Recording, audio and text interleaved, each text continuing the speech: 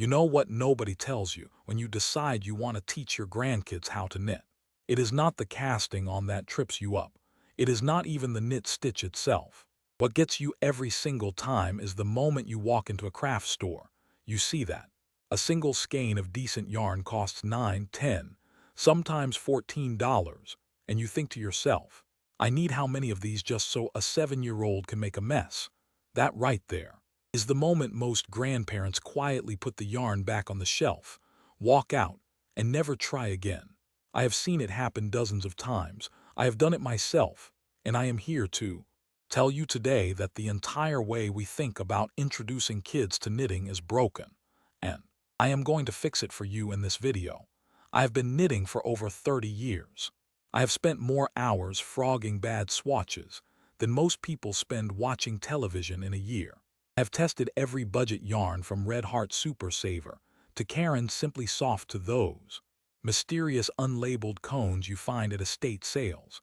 I have bought needles from dollar stores. I have invested in Chiagu interchangeables, and I have made my own needles out of dowel rods. From the hardware store, I have taught adults, I have taught teenagers, and I have taught kids as young as 5.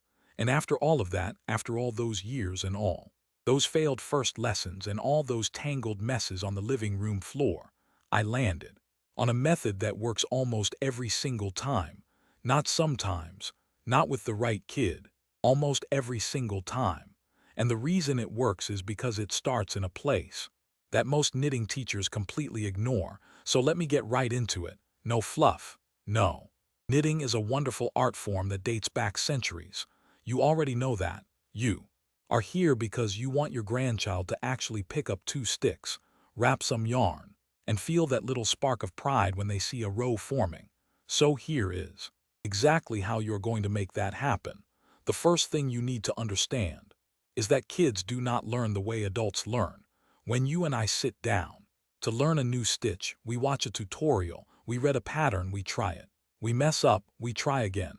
We have patience built into us from years of practice. A child, especially one under 10, does not have that. A child learns through sensation first, and results second. That means the very first decision you make before you ever show them a single stitch is what yarn you put in their hands. And this is where I see grandparents make their biggest mistake.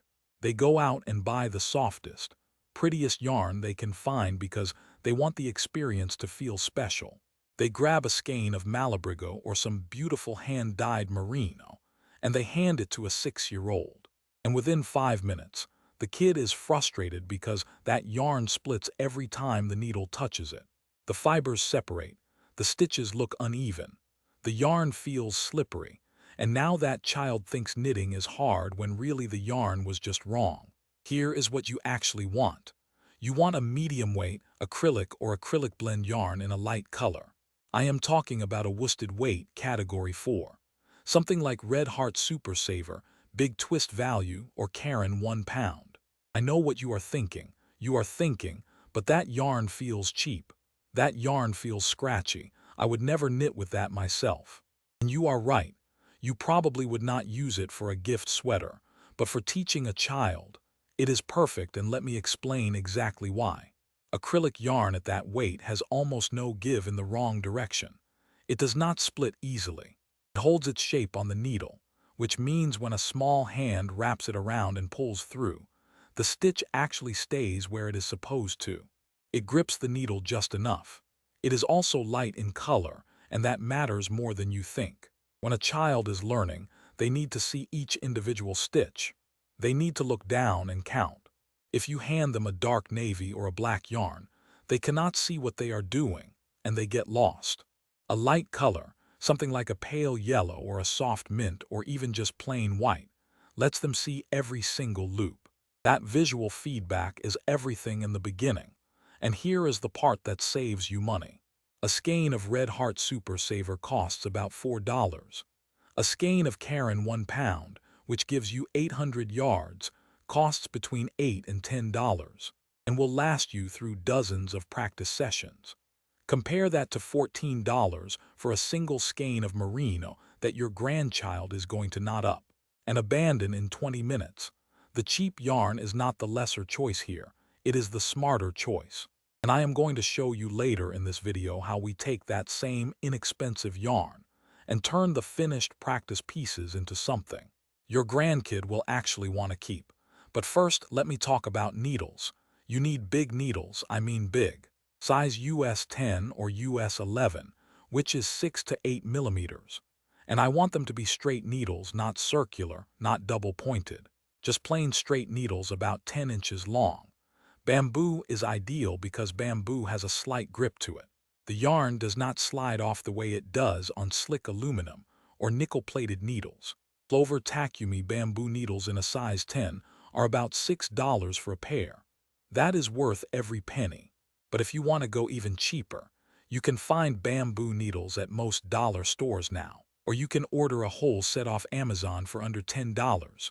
The point is, you want a needle that is big enough for small hands to hold comfortably and grippy enough that stitches do not fall off every 5 seconds. Because nothing kills a kid's motivation faster than watching their work slide right off the needle onto the floor. Now, here is where my method starts to separate from what most people teach. Most grandparents sit down, cast on 20 or 30 stitches, hand the needles to the kid and say, "Okay, now do what I just did." That is way too many stitches. That is overwhelming. The kid looks down and sees this long row of loops and has no idea where to start. What I want you to do instead is cast on exactly 10 stitches. That is it, 10. I have tested this over and over, and 10 is the magic number. It is enough stitches that the piece actually looks like something is happening, but it is few enough that the child can finish a full row in about 2 to 3 minutes. And finishing a row is the key to everything. Every time a child finishes a row, they get a tiny hit of accomplishment. They can see the fabric growing. They can feel it getting longer. That feedback loop is what keeps them going. If you cast on 30 stitches, it takes them 15 minutes to finish one row, and they quit before they ever get that feeling. 10 stitches. Trust me on this. And the cast-on method matters too. Do not teach them the long-tail cast-on. I know that is what most of us use. I know it is efficient and gives a nice edge, but it requires 2 strands of yarn and a level of coordination that most young kids just do not have yet.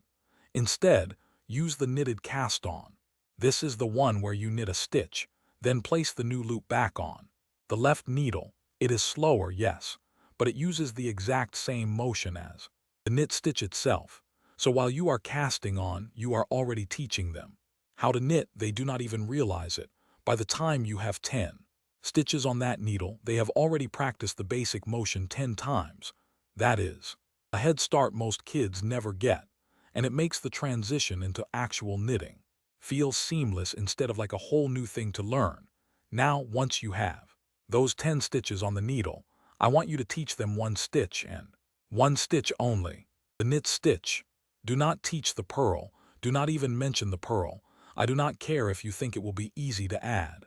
It will not be easy for them. It will be confusing. The knit stitch done over and over, row after row, creates garter stitch. And garter stitch is beautiful for a beginner because it looks the same on both sides. There is no right side and wrong side to worry about. There is no curling. The fabric lays flat and squishy, and it looks like real knitting immediately. A child can hold it up and say, "Look what I made," and it actually looks good.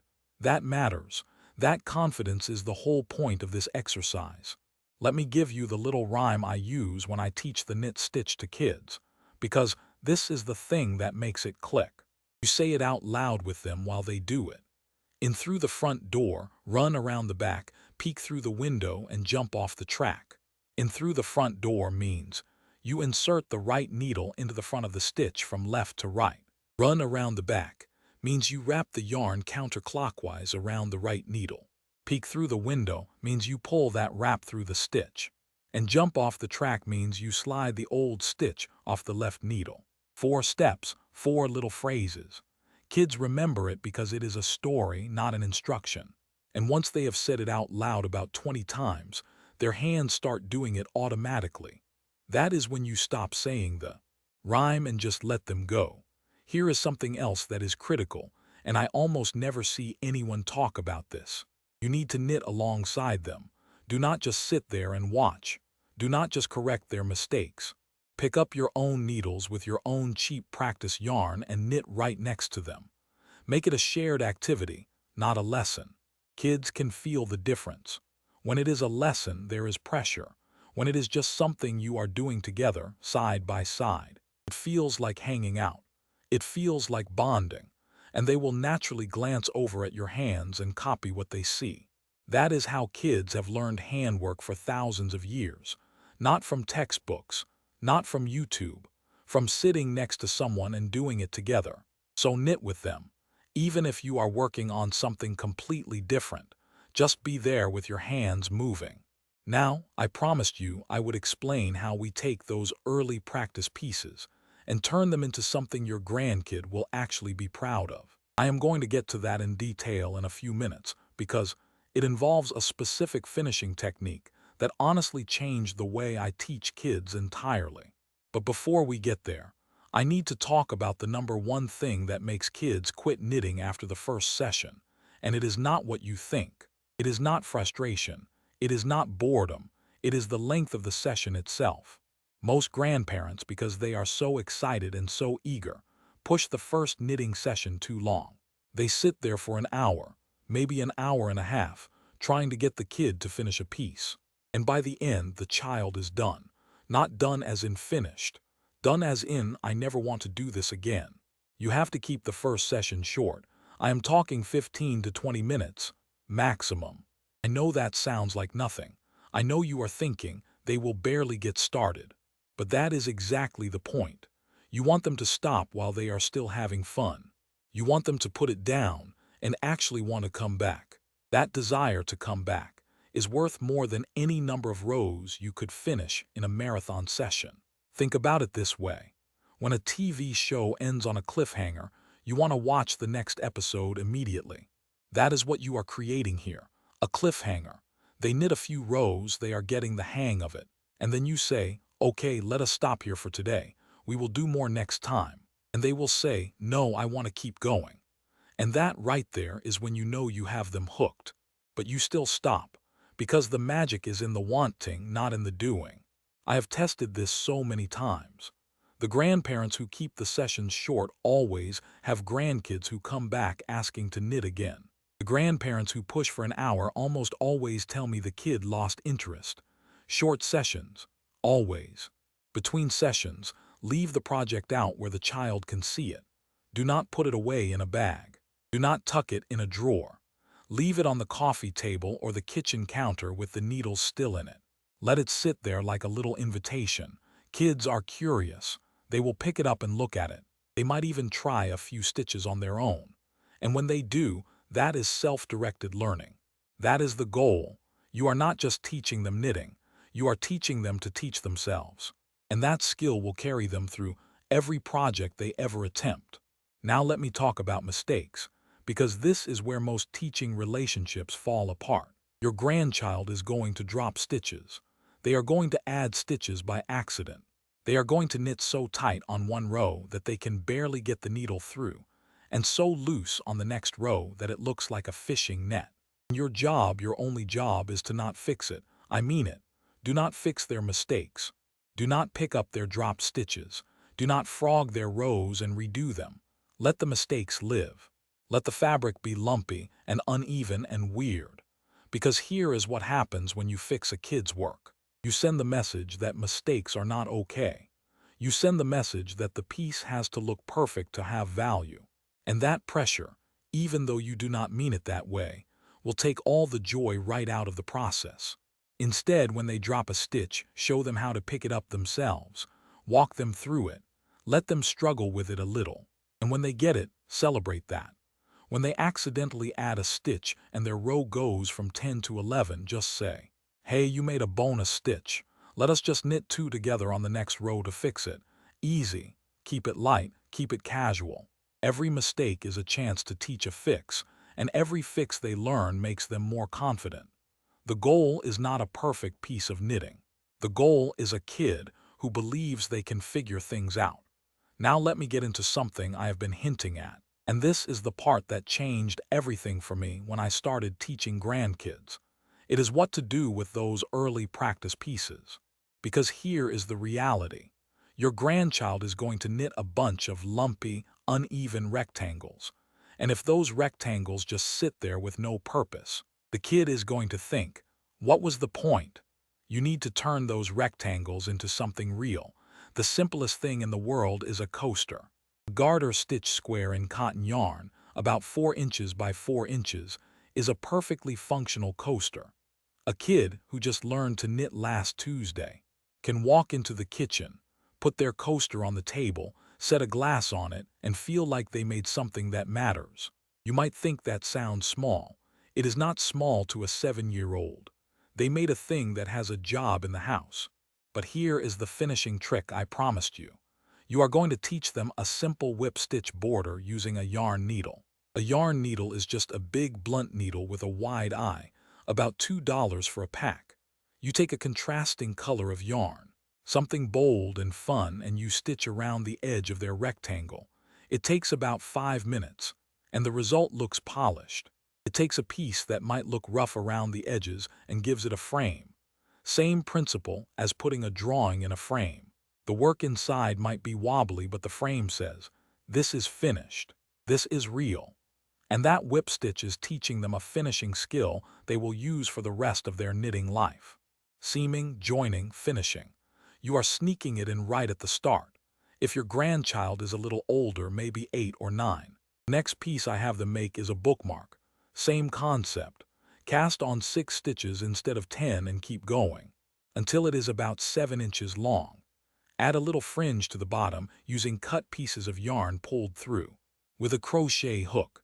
That bookmark looks like something from a craft fair, and every time they open their book, they see something they made with their own hands.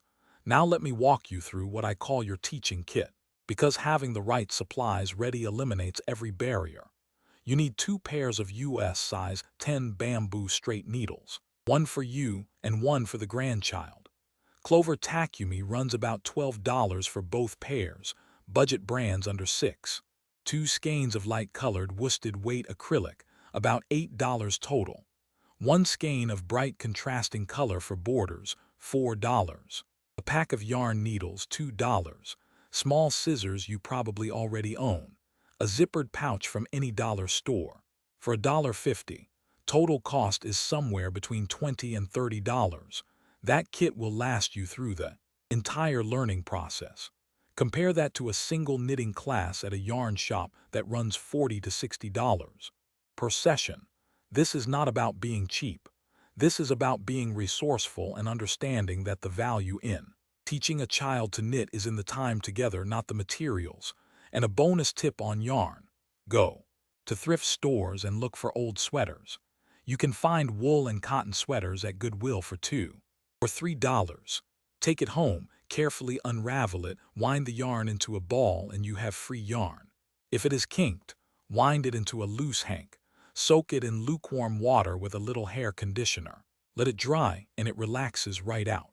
I have gotten beautiful wools and cotton blends this way that would cost $30 or $40 retail. That is resourceful crafting, and it is a great lesson for grandkids too. Let me talk about the timeline of learning, because realistic expectations matter. In the first 2 or 3 sessions, they are just learning the knit stitch. Tension is everywhere. The fabric looks like it went through a war. That is normal. By sessions 4 through 6, they find a rhythm. Stitches get more even. Their hands start to remember. By sessions 7 through 10, they can knit a small rectangle without much help. That is when you introduce the whip stitch border and they make their first coaster or bookmark. After about 10 to 12 sessions, if they are still interested, you introduce the purl stitch. Same approach. Slowly with a rhyme, side by side, no pressure. Once they have the purl, they can do stockinette, ribbing, seed stitch. The whole world opens up, but you do not rush to get there. Some grandparents ask about very young kids, 4 or 5 years old. For them, get a knitting spool, sometimes called a knitting Nancy or French knitter. It is a little wooden spool with 4 pegs on top. You wrap yarn around the pegs and lift the loops over. It creates a knitted cord, and kids as young as 4 can do it because there is no needle coordination required. That cord can be coiled into a coaster or a small bracelet. It builds the hand motions and gets them familiar with yarn. Then when they are ready for real needles, the transition is much smoother. Let me give you a few more practical tips that I learned the hard way. Always wind your yarn into a ball before you start. Do not let a kid knit from a skein. It will tangle, roll off the table, and the session turns into a detangling nightmare. Wind a center pull ball by hand around a toilet paper tube if you do not have a ball winder. Pull the tube out and the ball sits still and feeds smoothly. Use stitch markers even on a 10-stitch row. Put one on the first stitch and one on the last. This helps the child see where the row starts and ends and catch mistakes early. You can buy a bag of 50 for $3 or just use little loops of contrasting yarn. Do not teach them to read a pattern yet. Let them just knit and make fabric. Patterns come later, and when they are ready, they will learn fast because they already understand what the stitches look like in real life. After that first session, let them choose their own colors. If they want neon green, give them neon green. Ownership of the project starts with choosing the color, and when a kid feels ownership, they care about the outcome. And take pictures every session. After a few weeks, show them the photos in order. Let them see the progression from that first wobbly swatch to a completed coaster. Kids do not always notice their own improvement in the moment, but when they see it laid out, it is motivating in a way nothing else is. Let me leave you with this. The real reason I am passionate about teaching grandchildren to knit is not about the knitting. It is about the relationship. When you sit next to your grandchild with needles in your hands and yarn looping between your fingers, something happens that does not happen watching a movie or playing a board game. You are both making something. You are both focused. And in that shared focus, conversations happen. They tell you about school, about friends, about things bothering them. That side-by-side space is where the best grandparent conversations happen. And the beautiful thing about starting with that $20 kit and that $4 skein of red heart is that you are not investing in yarn or needles. You are investing in time together. You are investing in a skill they will carry forever. No amount of money can buy that. And the good news is it barely costs anything anyway. So go get yourself 2 pairs of size 10 bamboo needles, 2 skeins of light-colored worsted acrylic, a pack of yarn needles, and a little pouch. The next time your grandchild comes over, cast on 10 stitches and say, "Want to try something cool?" Keep it short, keep it fun, keep it simple. That is how you introduce knitting to your grandkids. Not with expensive yarn, not with complicated patterns, not with hour-long lessons. 10 stitches, a $4 skein, a silly little rhyme, 15 minutes at a time, and the willingness to let their mistakes be part of the beauty. That is the whole secret, and now you have it. Thank you for sticking with me. If this helped you, share it with another grandparent who has been wanting to try this. I will see you in the next one.